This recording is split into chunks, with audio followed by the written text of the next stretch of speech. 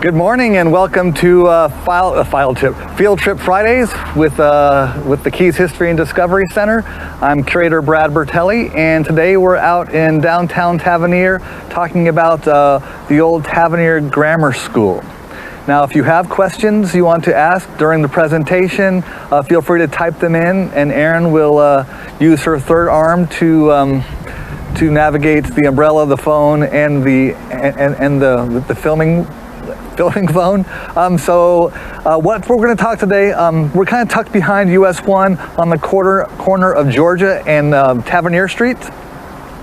And this is the building behind me was a result of the 1935 Labor Day hurricane. I know that subject comes up quite a bit when we're doing these field trips and we're talking about exhibits at the museum, but that was a seminal event in the history of the Florida Keys, especially the Upper Keys, and so many aspects of the local history really date back to the hurricane, which was a Category 5 hurricane, struck on September 2nd, 1935, completely devastated the Islamorada area. It was a very tightly wound storm, so the damage up here in the Tavernier area was still bad, but not nearly as horrific as it was down in Islamorada. Now, as a result of the storm, there were several buildings that were built as kind of a way to help the community to avoid a similar situation. So the building behind me was one of two schools that were built as in response to the hurricane. Now, this is the Tavernier Grammar School. There was an identical building built in Islamorada, which is now home to the Islamorada Library. And these buildings were built to be storm resistant. They were built much in the same fashion as the Red Cross or hurricane houses, which is to say they have really thick poured concrete walls that are reinforced with rebar. They're elevated above the natural flood line, so to combat the issue of storm surge. And there is also an interior 2-cell cistern built within the building. Now, the building behind me opened up for classes in 1938, and this was the school for the Tavernier area. But the building also operated as a storm refuge for people, where people could go and feel safe during a hurricane. The next big hurricane to really affect the area would be Hurricane Donna in 1960, and both this structure as well as the Islamorada School or Islamorada Library now both withstood that storm with relative ease, because these things are built they're built to withstand hurricanes, and they are thick, they are hard to knock down even with a bulldozer these days. Now, the school operated until 1951, when the Coral Shores School opened up.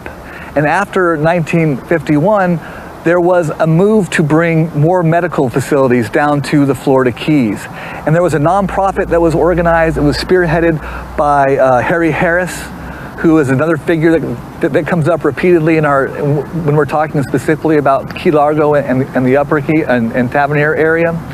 And this became the Florida Keys Clinic. And Harry Harris and his partners tried to convince, because there was no full-time doctor in the Upper Keys in the 1950s. There was a doctor who would come up on weekends, who had a house, and who would come down on the weekends from the Miami area, and he would see patients when they would, when there were emergencies. There were a number of nurses who were in the area. Frances Tracy, also known as the Angel of the Keys, who was also a partner with Harry Harris in the development of the Florida Keys Clinic. But they convinced a doctor from Miami to come down and move down to the Florida Keys and become the first full-time doctor in the Upper Keys. And initially, this was Dr. Harvey Cohn. Dr. Harvey Cohn. And he was initially given a 3-month contract. And it didn't take long for him to move down to the Tavernier area, to fall in love with the area, and decide to live here full-time. And today, this building is. Do you have a question? Okay. today the building has been abandoned. It's no longer the Florida Keys Clinic. There was the development of the hospital, so now there are many doctors, and there's schools, there's doctors, there's hospitals. So as the community developed, the need for this particular building kind of dissipated. And today we have just a really kind of a cool piece of Florida Keys history that's kind of tucked away off the Overseas Highway. I can see the highway in the distance over Aaron's shoulder. We're kind of behind the Chevron station, kind of next to Froggy's gym. There is the Tavernier fire station where Aaron grew up because her dad was the fire chief for a long time. Said it was a great place to play hide and seek when she was growing up as a kid. And so it's kind of tucked away, and a lot of people don't know this building is here. But this is, again, the result of the 1935 Labor Day hurricane, when something of that nature had never really had really affected the Keys. We were, the people had grown up with hurricanes, they had experienced hurricanes, but no one had ever experienced something that devastating before. And this was a response this was a WPA project. Both this structure and the Alameda School, as well as the Florida Keys Memorial, otherwise known as the Hurricane Monument, where we did our very first Field Trip Friday. These were all WPA programs. I think the umbrella is being raised, so we have a question.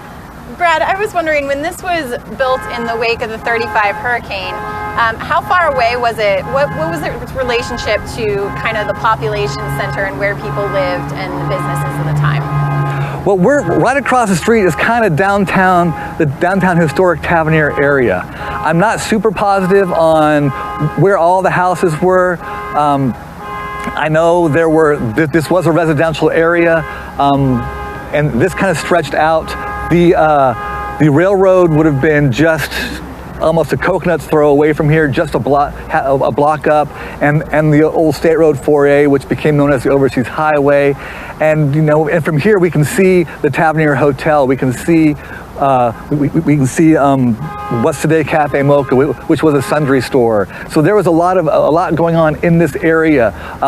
Right behind us are the standard oil tanks for Mackenzie. So this was kind of the spot in Tavernier.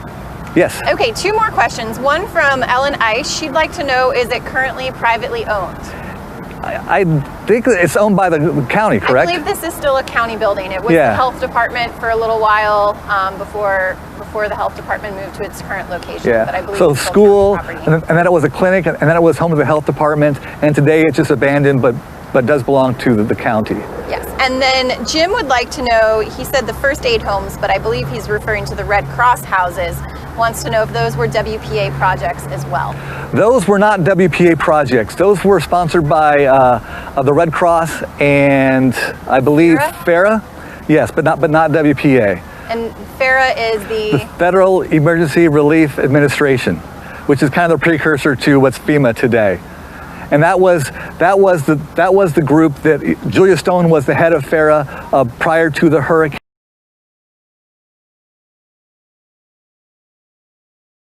Hey, we're back. Meltdown on the phone. Got a little overheat on the phone, so we froze up, and I hope you guys are still hanging out and watching. We were talking about this being a FARA, a Red Cross project, a WPA project, which was a little different than the FARA projects.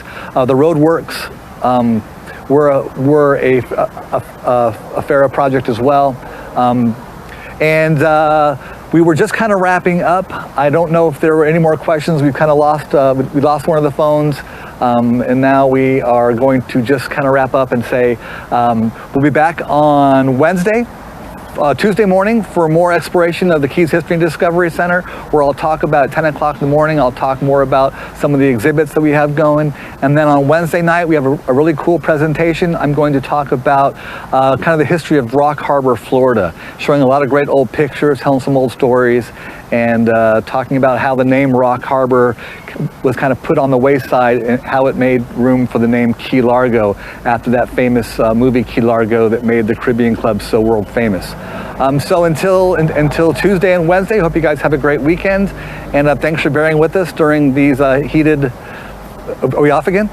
Oh. We're still there. Okay. I just don't know what we're going to do the rest of the summer. Yeah, I know. It's certainly not going to get any cooler down here. We're trying to figure out ways to keep the camera working, and we'll come up with new strategies. Or I'll just start wrapping up things really short. So we'll see you next week. Thanks for tuning in, and have a great weekend.